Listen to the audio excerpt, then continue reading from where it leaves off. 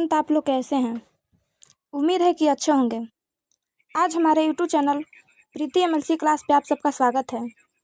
आज हम class 12th के ऑब्जेक्टिव क्वेश्चन लाए हैं सब्जेक्ट इकोनॉमिक्स का। तो आप लोग शुरू से अंत तक देखिएगा। चलिए हम क्लास को स्टार्ट करते हैं। प्रश्न संख्या 1। यदि अर्थव्यवस्था में सभी लोग अपने बचत की प्रवृत्ति को बढ़ा देते हैं तो अर्थव्यवस्था की कुल बचत क्या होगी?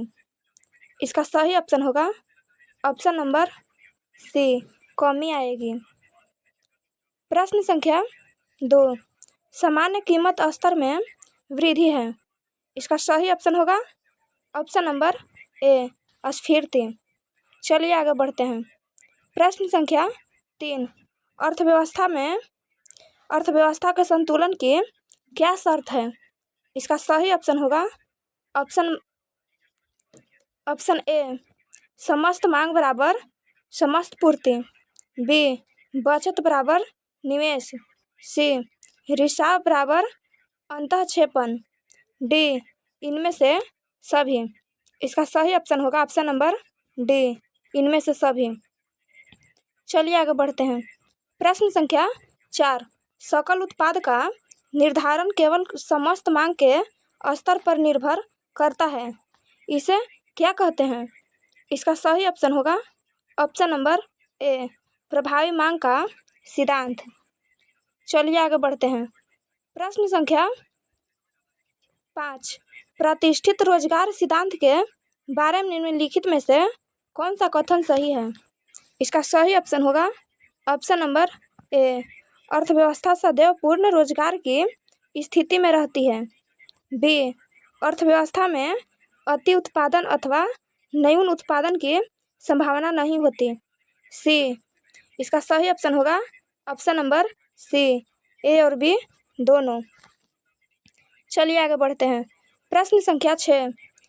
केन्स का रोजगार सिद्धांत निम्नलिखित में से किस पर निर्भर है? इसका सही ऑप्शन होगा ऑप्शन नंबर ए, प्रभावपूर्ण मांग पे। चलिए आगे बढ़ते हैं। प्रश्न संख्या 7। रोजगार स्तर के निर्धारण के लिए सामूहिक मांग तथा सामूहिक पूर्ति की अवधारणा का प्रयोग किसने किया? इसका सही ऑप्शन होगा option number B, J M. Keynes ने। प्रश्न संख्या 8।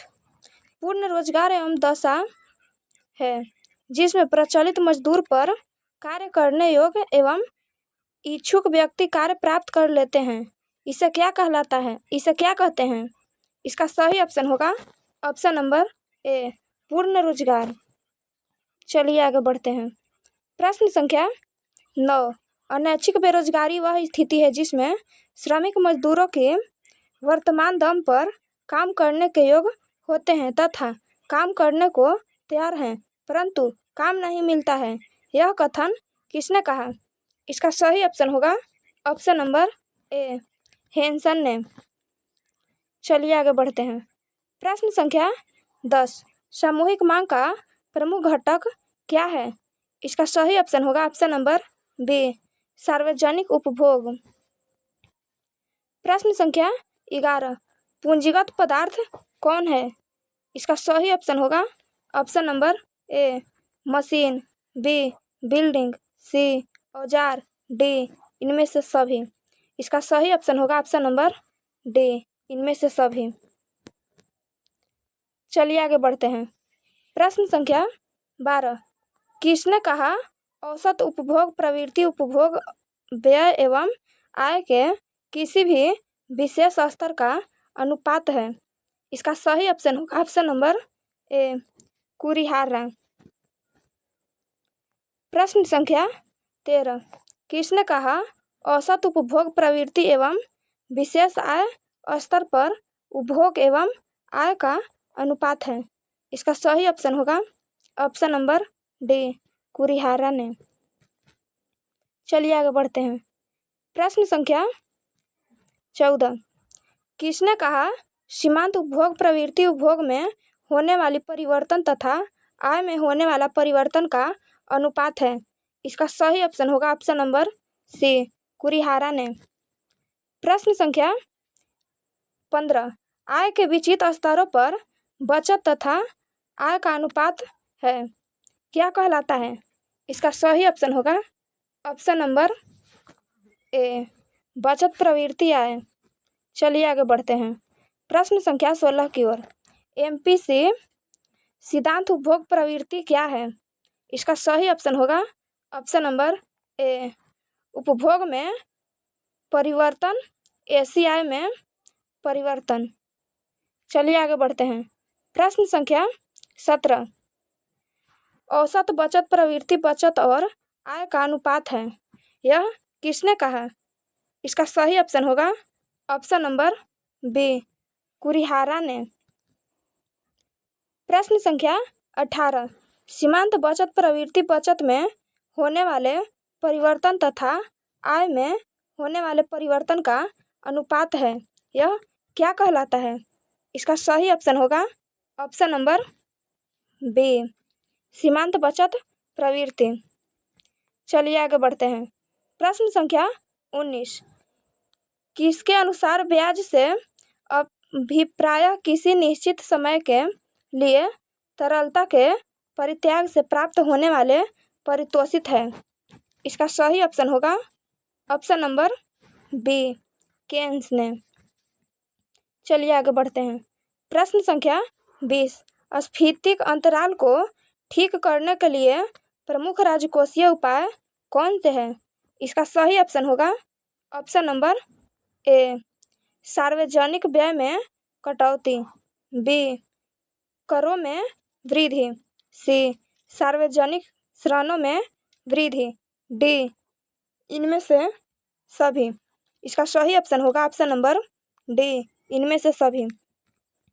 चलिए आगे बढ़ते हैं प्रश्न संख्या 21 की ओर। स्फीति अंतराल को ठीक करने के लिए प्रमुख मौद्रिक उपाय कौन से हैं? इसका सही ऑप्शन होगा ऑप्शन नंबर ए, बैंक दर में वृद्धि, बी, खुले बाजार में प्रतिभूतियां बेचना, सी, नकद कोष अनुपात में वृद्धि करना, डी, इनमें से सभी। इसका सही ऑप्शन होगा ऑप्शन नंबर डी, इनमें से सभी। चलिए आगे बढ़ते हैं प्रश्न संख्या 22।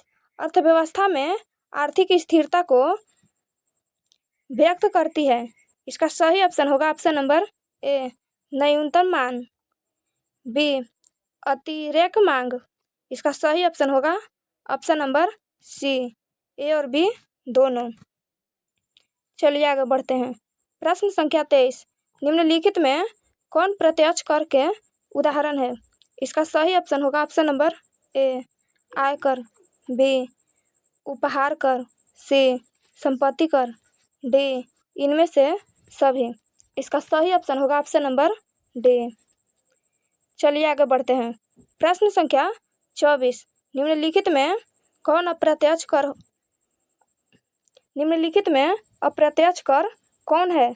इसका सही ऑप्शन होगा ऑप्शन नंबर ए, बिक्री कर, बी, उत्पादन कर, सी, मनोरंजन कर, डी, इनमें से सभी। इसका सही ऑप्शन होगा ऑप्शन नंबर डी, इनमें से सभी। चलिए आगे बढ़ते हैं प्रश्न संख्या 25। न्यून मांग को ठीक करने के अन्य आयों में निम्न में कौन है? इसका सही ऑप्शन होगा ऑप्शन नंबर ए, आयात माइनस निर्यात नीति, बी, समर्थन मूल्य नीति, सी, मजदूरी नीति, डी, इनमें से सभी। इसका सही ऑप्शन होगा ऑप्शन नंबर डी। चलिए आगे बढ़ते हैं प्रश्न संख्या 26 की ओर।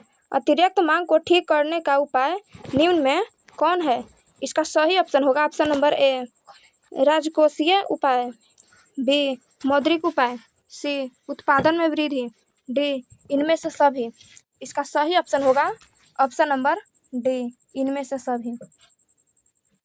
प्रश्न संख्या 27। राजकोषीय नीति के प्रमुख संगठक कौन है? इसका सही ऑप्शन होगा ऑप्शन नंबर ए, कर, बी, सार्वजनिक ऋण, सी, घाट की वित्त व्यवस्था से प्राप्त धन, डी, इनमें से सभी। इसका सही ऑप्शन होगा ऑप्शन नंबर डी, इनमें से सभी।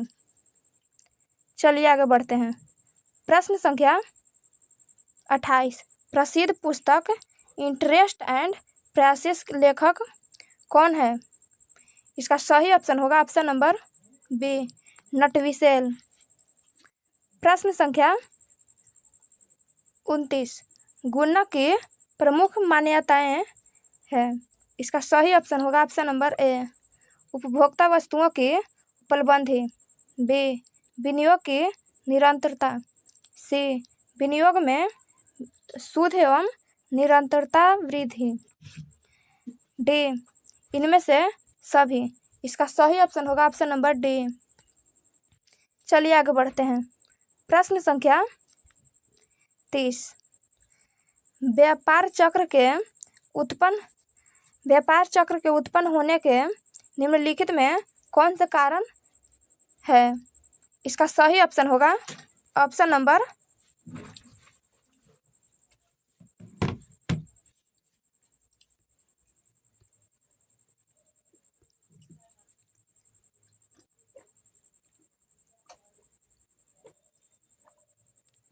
इसका सही ऑप्शन होगा ऑप्शन नंबर सी, ए और बी दोनों। आज का क्लास हम यहीं पे ख़त्म करते हैं।